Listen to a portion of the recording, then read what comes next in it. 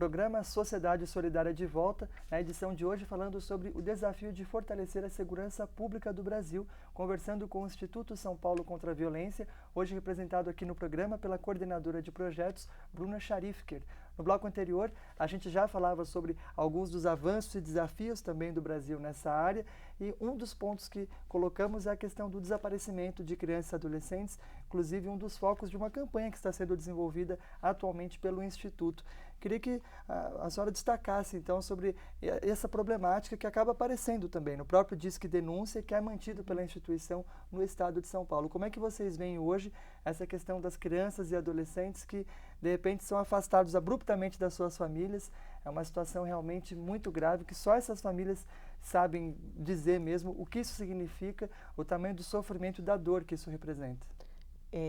Essa campanha que você mencionou é uma campanha, na verdade, do estado de São Paulo, né, que chama São Paulo em Busca de Suas Crianças e Adolescentes Desaparecidos, e que tem alguns objetivos, né, ligados à prevenção e justamente à busca, né, por aqueles que já estão desaparecidos, né? Então, por exemplo, na prevenção é justamente na sensibilização das pessoas sobre possíveis causas, né? Por exemplo, a gente sabe que alguns fatores que levam à fuga, né, nesse caso de adolescentes, é a forma como se dá o convívio dentro da família, né, se eles são vítimas de violência ou alguns abusos, né. Então, como sensibilizar também as pessoas, e daí também, de novo, a importância de você ter ações sempre integradas, né.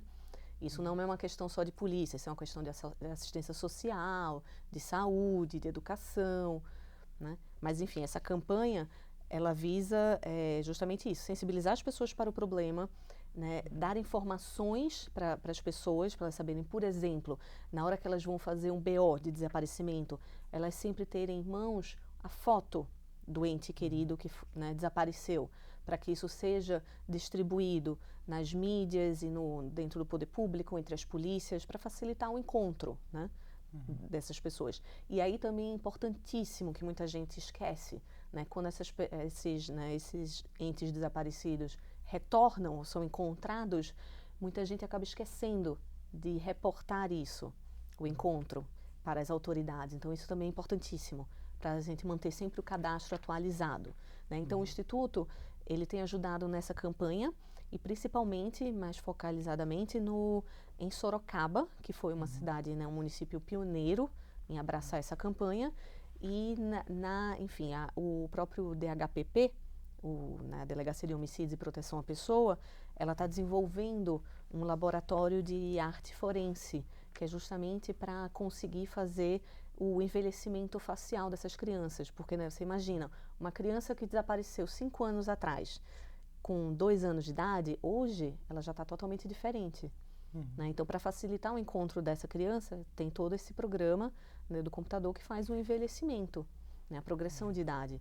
Então, o laboratório está se especializando nisso. Então, isso vai ser um grande avanço também.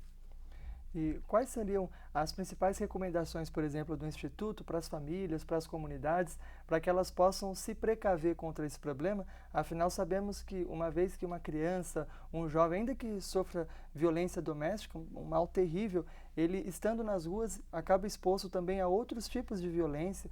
O tráfico de seres humanos, por exemplo, é uma realidade. Como, então, fazer com que essas famílias possam estar o máximo possível protegidas dessa questão tão grave que tem preocupado tantas pessoas? Perfeito. Diretamente, de uma forma bem direta e, digamos, simples, entre aspas, acionar mais o Disque Denúncia, né? Porque muita gente não sabe que o Disque Denúncia recebe denúncias sobre tráfico de pessoas, sobre desaparecimentos, né? Ou seja, informações que podem levar ao encontro de pessoas desaparecidas, né? Sobre outros tipos de violência, sobre abandono de incapaz, né? Todos esses crimes, essas violências e violações, né, o Disque recebe, encaminhar. E, obviamente, né, de uma forma geral, é isso, sempre trabalhar de forma preventiva, acionando as instituições, né, de direito, ou seja, conselhos tutelares, se você sabe, se você tem algum problema, acionando as polícias, se você sabe que existe uma quadrilha, se você suspeita, né, Enfim, então, dependendo de cada caso, você saber, primeiro você precisa ter conhecimento, né, de quais são as instituições que existem, né, para te auxiliar, para combater, enfim, prevenir. Quais são as principais prioridades do Instituto frente a essas questões de violência, de segurança pública que abordamos hoje? Quais são os caminhos aí que vocês têm procurado centrar mais esforços para a gente conseguir fazer a nossa parte, contribuir para a redução da violência no Brasil? A gente tem centrado nossas ações, né, em três direcionamentos, digamos assim, né, em três caminhos.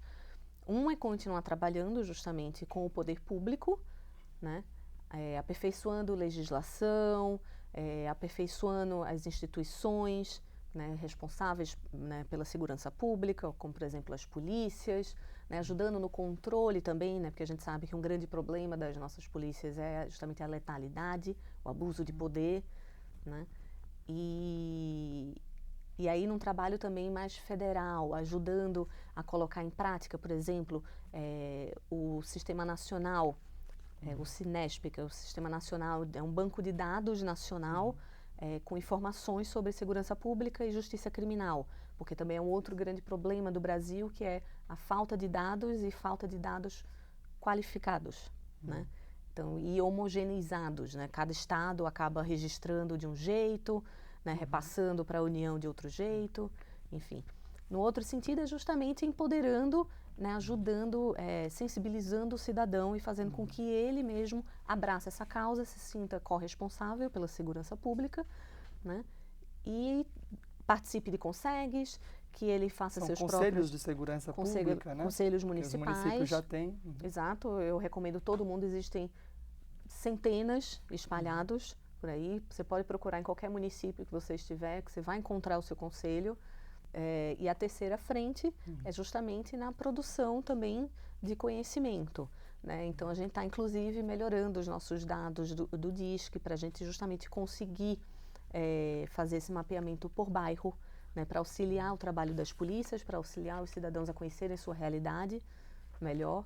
Então, são os caminhos aí que estão abertos, né, para que a gente possa trilhar nessa jornada rumo a uma sociedade com menos violência, uma sociedade onde as pessoas possam se sentir mais seguras, em paz. Bom, quem está nos acompanhando então, conhece algum caso que pode vir a ter essa realidade do desaparecimento, um caso de violência, ou mesmo essas inúmeras formas de violência que a senhora destacava, qual que é então o número do Disque Denúncia no estado de São Paulo, bem como até outras formas de contato do próprio Instituto São Paulo contra a Violência, para quem quer saber mais a respeito desse assunto.